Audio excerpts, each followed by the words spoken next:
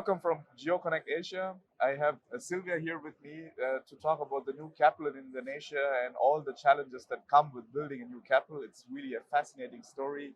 A lot of new things that need to be done and the role that technology plays in this. So yeah, Silvia, thanks a lot for taking the time. Sure. Before we get started, why don't you briefly introduce yourself? For sure, yes. Hi, my name is Silvia Halim. I'm the deputy of Nusantara, the new capital for Indonesia. My area is on the infrastructures and facilities. So my main job and responsibility is to look into the planning, the building, and as well as the operation of the various basic infrastructures in the new capital.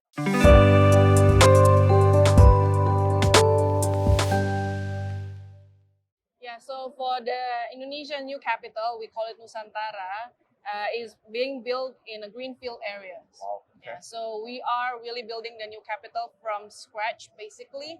That gives us challenges, but also opportunities. Right? Challenges simply because there's a lot of work to be done.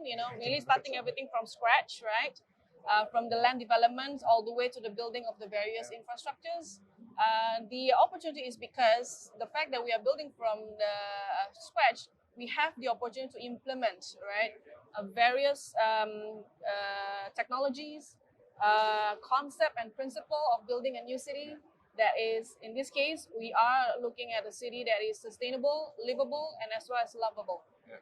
So a lot of other cities perhaps have challenges because they're already brownfield projects. Right. They have already existing built areas, right? And retrofitting, altering is always, a big challenge. But for us, we can really start everything from the beginning, right? And start with the right foot, to build the city.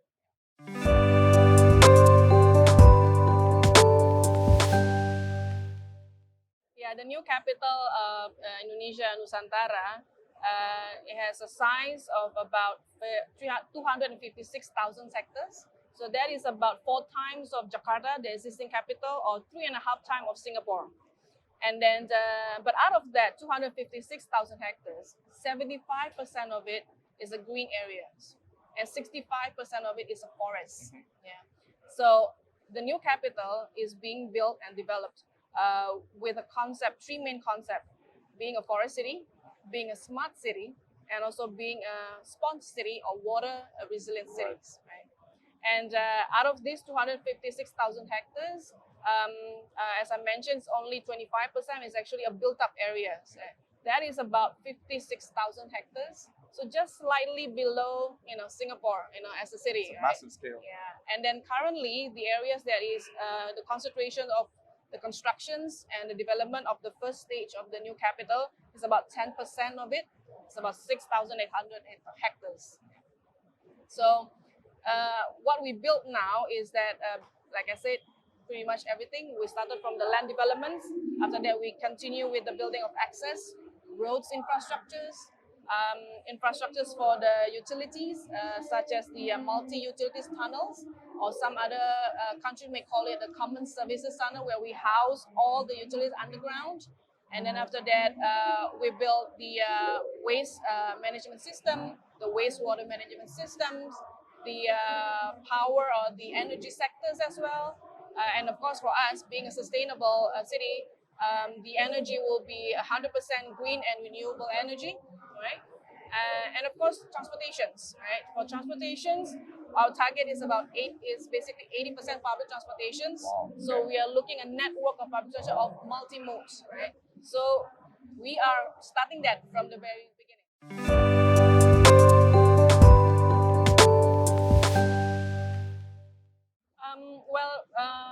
Definitely. I mean, in Indonesia's case, also the challenge is that we have a lot of stakeholders that needs to be involved.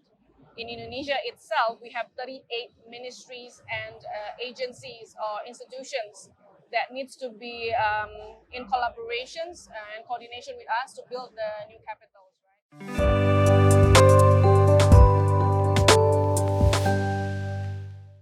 So, as you rightly mentioned, is that the Nusantara is like a big, massive project, right?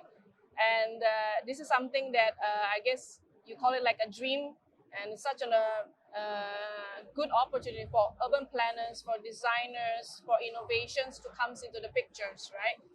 Now, as much as we want to implement technology, because as I mentioned, we want to be a smart city, right?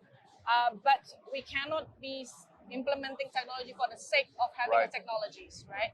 We got to make sure that the technology works for us, that actually it is the right type of technology to enable us to build the city in the most efficient way and effective way. Right.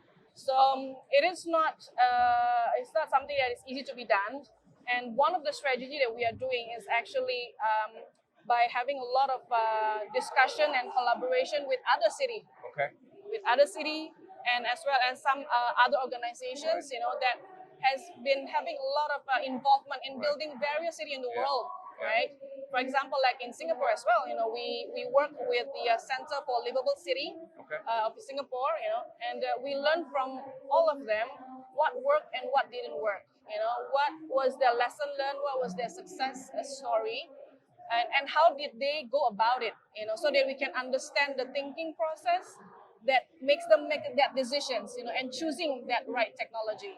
So that's what we are doing now, so that again, like I said, we don't just choose any technology, because the best technology may not be the best for the city, right? So we just have to make sure that we choose the right solution for the city itself. I mean, of course, to do that, like I said, besides that, we are talking with a lot of organizations and city and stakeholders. We do also invite solution providers, to come to us, and we are really very open to it.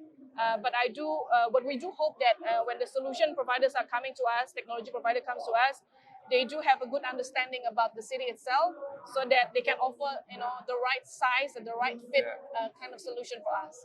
Yeah, I hope that you are able to talk to solution providers also here at Geo Connect Asia to kind of make them aware of the unique challenges that you face at Nusantara, and to implement it. Silvia, it's been really a pleasure, and I think we can talk for another hour about the new capital and all that. But we do have a panel discussion about critical infrastructure. So thanks a lot. Thank you.